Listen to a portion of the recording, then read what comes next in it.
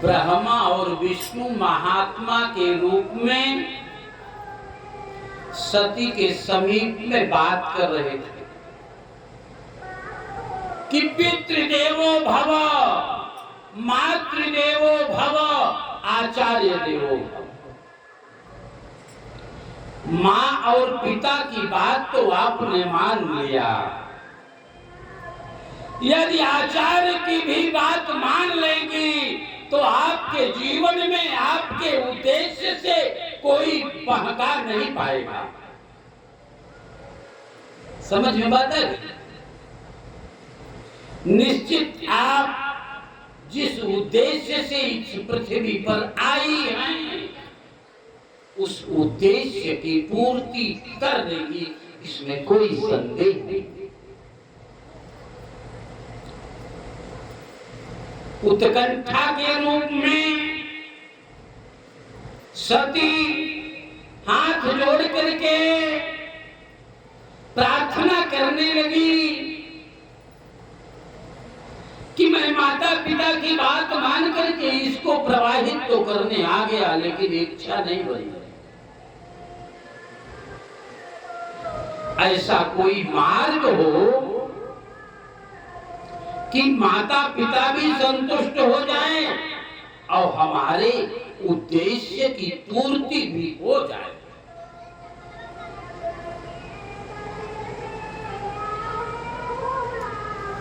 ब्रह्मा और विष्णु दोनों कहने लगे कि ये तो बहुत सरलतम बात है।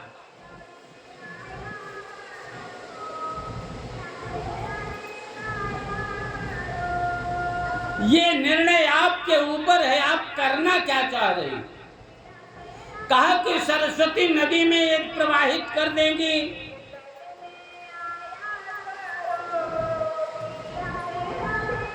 तो कभी इनसे मुलाकात नहीं होगी, ये मूर्ति पाओगी लेकिन यही मूर्ति कभी नहीं मिलेगी आपको।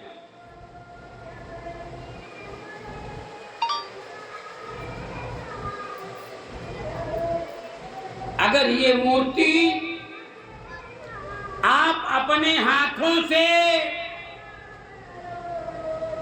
पूजन करके अगर हमको हम दोनों को दे देंगी, ये मूर्ति जब भी आपकी इच्छा होगी, ये मूर्ति तब आपके सामने मूर्त रूप में प्रकट हो जाएगी।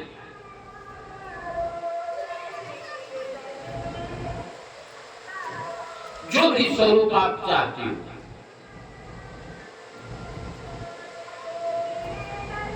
और मैं आचार्य बोल रहा हूं। आचार्य एक पुरोहित का काम करता है।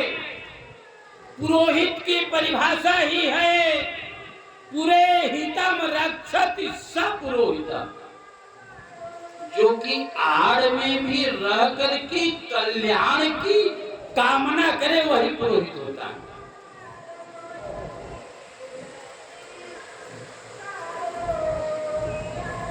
आप ये मूर्ति मुझे दीजिए अथवा न दीजिए,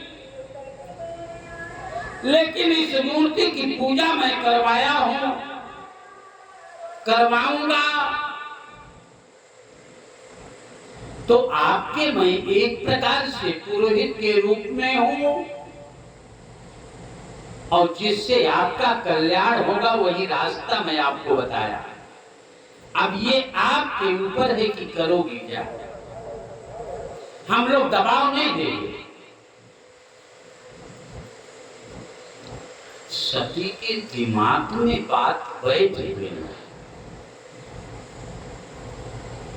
सती कही कि क्रोध हर समय नहीं रहता, जिद हर समय नहीं रहती, अहंकार भी व्यक्ति का हर समय नहीं रहता।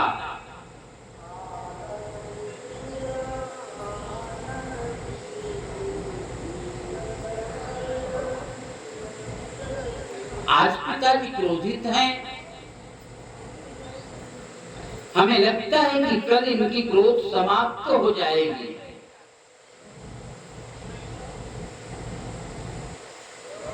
कहा आप दोनों जो बता रहे वो रास्ता वो हमारे लिए स्वीकार है, मैं उसको स्वीकार करती हूँ।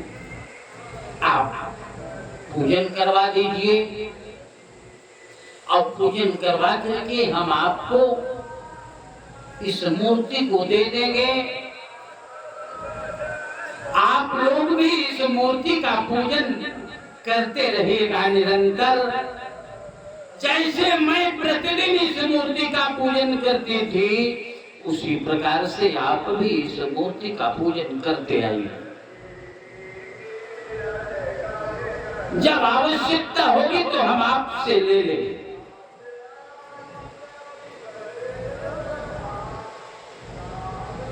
सती की बात सुन करके ब्रह्मा और विष्णु साथ में नारद बहुत गदगद हो गए। दे दिया मूर्ति पूजन करके सती ने। ब्रह्मा ने उस शिव मूर्ति को उस शिवलिंग के पिंडी को चांदी का रूप दे दिया। कहीं कहीं आप जाते हो तो चांदी का ऊपर से खोल लगा रहता है कि नहीं शंकर जी पर? कहीं कहीं जाते हो तो सोने का भी खोल लगा रहता है ना, कहीं कहीं तांबे का भी खोल लगा रहता है और कहीं कहीं मिट्टी का भी पार्थिव बनाया जाता है। हमारे आप जैसे जो लोग होते हैं मिट्टी का ही पार्थिव बना देते हैं। हमें ध्यान आता है अभी मैं बीच में 30 तारीख को गढ़मानिकपुर गया था। गढ़मानिकपुर में गंगा नदी है ना, तो पति पत्नी दोनों स्नान करने के लिए गए और पत्नी जब बाहर निकली तो गंगा के किनारे ही वही बालू की मिट्टी से बना, बल्कि वो निकल गई थी, हम अंदर थे, गंगा नदी में थे, तो हम गए, हम यहाँ से बालू निकाल करके देते हैं, आप बना लो। इसको पार्थिव पूजन कहते हैं। उसको जल डालते भी अगर वो बिगड़ जाए तो कोई जरूरी नहीं है, वो आपको शंकर जी की पूजा, ज्योतिर्लिंग की पूजा करने का फल दिलाता है। समझ? वहां भी आप अच्छी प्रकार से पूजा कर सकते हो। जो और ऊंचे स्तर के लोग हैं वो चांदी का भी शिवलिंग बनवा करके अपने घर में रखते हैं या अपने मंदिर में रखते हैं। जो और ऊंचे स्तर वाले हैं वो सोने का भी बनवा लेते हैं। सती दक्ष के कहने पर मूर्ति को ब्रह्मा विष्णु को देकर के पिता के पास गई। पिता ने कहा बेटी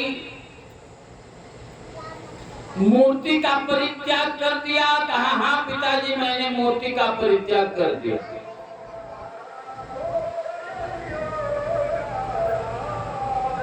समझ में बात है कि क्योंकि ये शिव मूर्ति, शिव पार्थिव, शिवलिंग की पूजा ब्रह्मा विष्णु ने इसलिए करवाया था कि शंकर जी के चिदालेपित शरीर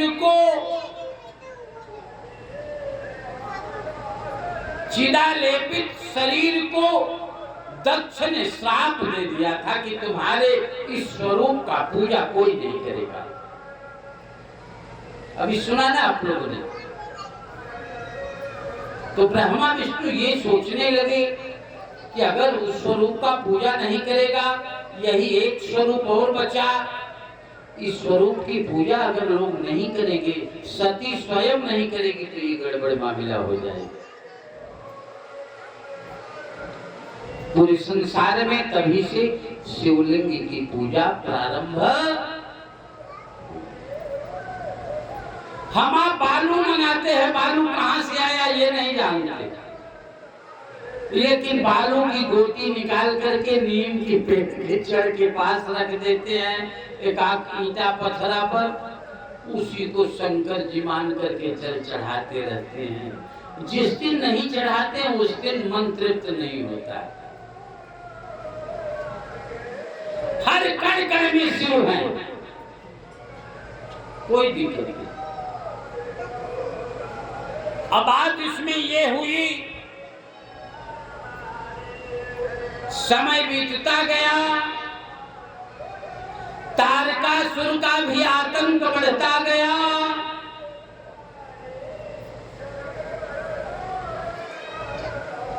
ब्रह्मा जी एक बार प्रेरित करके आए थे दक्ष को कि शिव के साथ तुम बेटी का विवाह कर दो।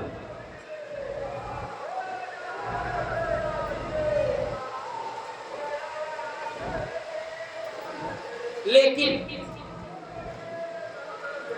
दक्ष के कान में जू नहीं ले लिए।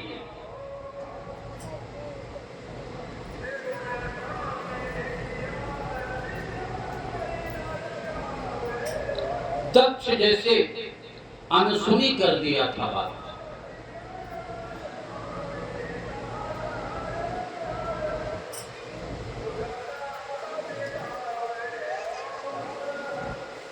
दक्ष के पास फिर ब्रह्मा पहुंचे, कहेगी देखो, जब तक सती पैदा नहीं हुई थी तब तक शक्ति को बेटी के रूप में प्राप्त करने के लिए साधना कर रहे थे। अब वह शक्ति सती के रूप में आ गई।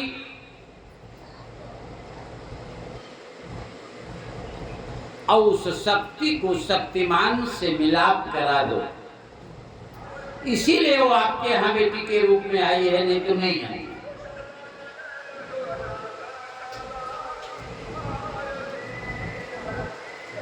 सती आने वाली नहीं थी, नहीं आती।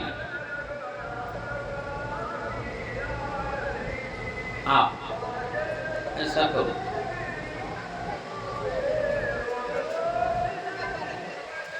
ब्रह्मा जी से दक्ष अपने खुले शब्दों में कहा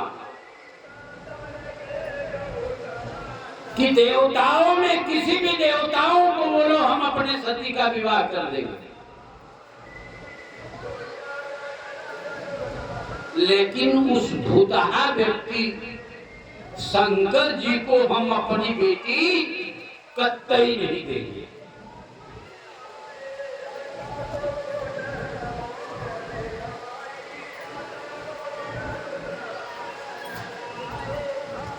एक टूक शब्दों में कहा। ब्रह्मा जी अवाक रह गए कि कहे क्या, बेटा अभी बाप की बात नहीं मान रहा है।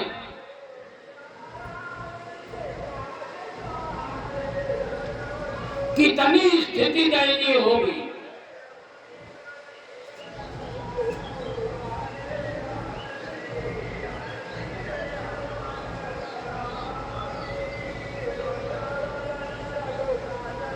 ब्रह्मा भी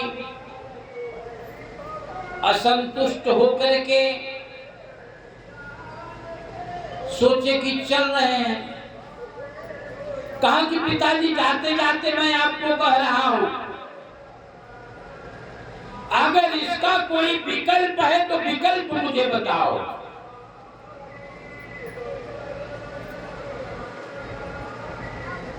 मैं अपने जीते जी तो अपनी बेटी को नहीं दूंगा, ये कन्फर्म।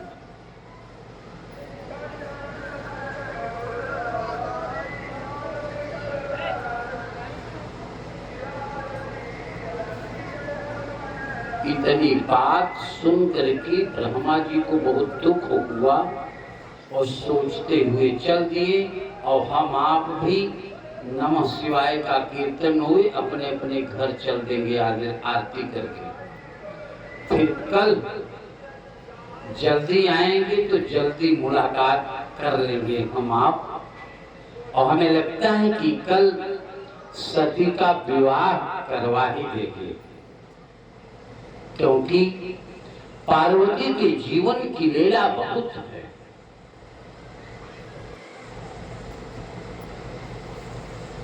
सती के व्रत के आधार पर हम कभी व्रत नहीं रखते, कोई महिलाएं व्रत नहीं रखती, लेकिन पार्वती के व्रत के आधार पर हर महिलाएं हरितालिका तीज व्रत रखती हैं कि नहीं।